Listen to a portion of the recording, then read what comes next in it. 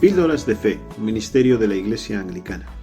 Queridos amigos, hace ya un montón de tiempo alguien preguntaba a Luis del Olmo, para los que no lo conocen, quizás porque no son tan viejunos como un servidor, un famoso periodista de radio durante muchos años. Pues como digo, alguien le preguntaba por qué hablaba tanto de Ronaldo, en aquel tiempo un famoso futbolista, y respondía que a su pesar lo hacía porque en realidad era lo que la gente quería escuchar. Y es curioso que no solo futbolistas, pero también otros famosos, digamos, captan la atención de la gente de manera increíble. Personajes estos muchas veces que uno tiene que esforzarse en descubrir qué aportan realmente, pero que llenan estadios y son colocados muchas veces en pedestales y admirados y escuchados con cuasi reverencia. Esto sucedía antes, en aquel tiempo, y sucede ahora.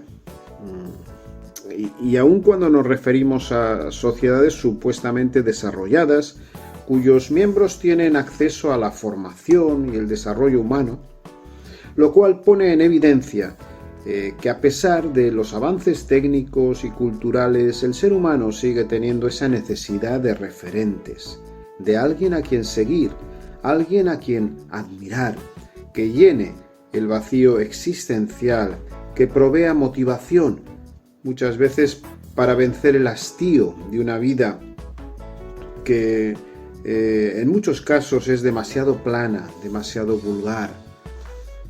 Por supuesto, el que la Biblia nombra como Dios de este mundo, es decir, el diablo, conocedor de esa necesidad humana, provee de esos ídolos pequeñitos, pero efectivos, que muchas veces son pues esos personajes mediáticos que, aunque no sean en sí gran cosa, actúan como referente y son efectivos en actuar como referente de eso que el corazón natural humano ansía llegar a ser o llegar a tener: fama, dinero, placeres, prestigio, admiración, y cumplen a tal punto con esa misión que vuelve a hacerse cierto o ciertas y actuales las palabras de Pablo en Romanos 1, 22, 23. Dice ahí el apóstol: afirmaron ser sabios,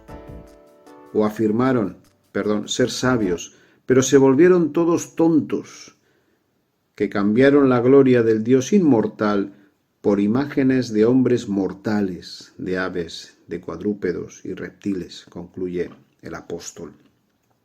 Afirmaron ser sabios, pero se volvieron tan tontos que cambiaron, dice, la gloria de Dios por imágenes de hombres mortales. Y aquí la pregunta que se le plantea a uno es: ¿qué hacemos entonces con esta cuadrilla de tontos? ¿Qué hacemos con estas sociedades que van tras ídolos mortales y sin embargo rechazan al Dios inmortal, como dice Pablo?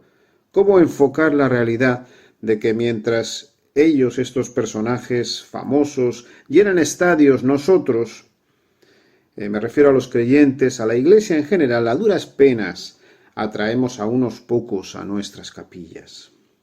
Pues creo, queridos amigos y hermanos, que la reacción natural es la indiferencia, en el mejor de los casos, y la más absoluta aversión ante esta tristemente generación de tontos e idólatras que, por usar la terminología bíblica, que nos rodea.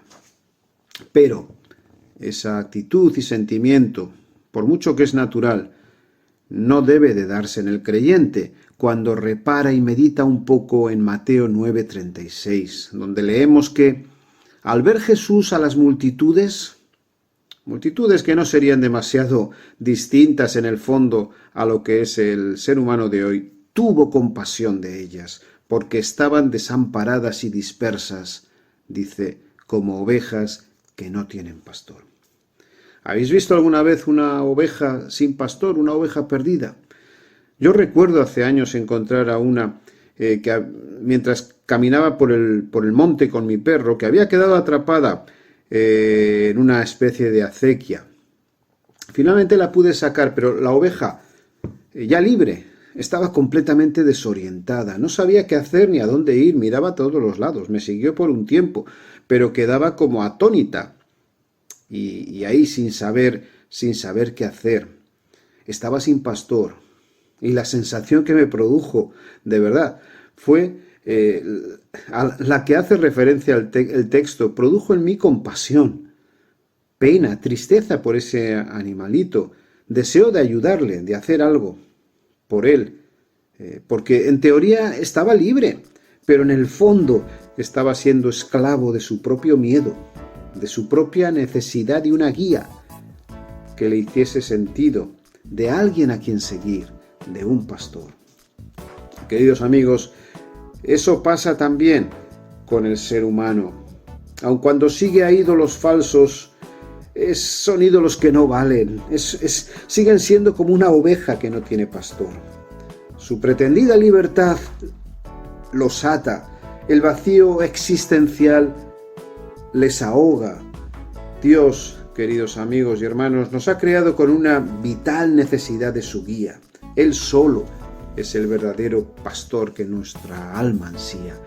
Y a pesar de esa reacción de indiferencia o rechazo ante la gente sin Dios, a la que puede impulsarnos nuestro corazón natural, como creyentes debemos de clamar por compasión, por experimentar ese sentimiento que experimentó Jesús hacia las multitudes, que le llevó incluso a entregar su vida por ellas. Clamemos por compasión, hermanos, seamos creyentes y seamos iglesia compasiva, una compasión que nos impulse a compartir a Jesús con nuestro prójimo, que aun a pesar de la apariencia externa, sabemos que sin Jesús es como una oveja que no tiene pastor.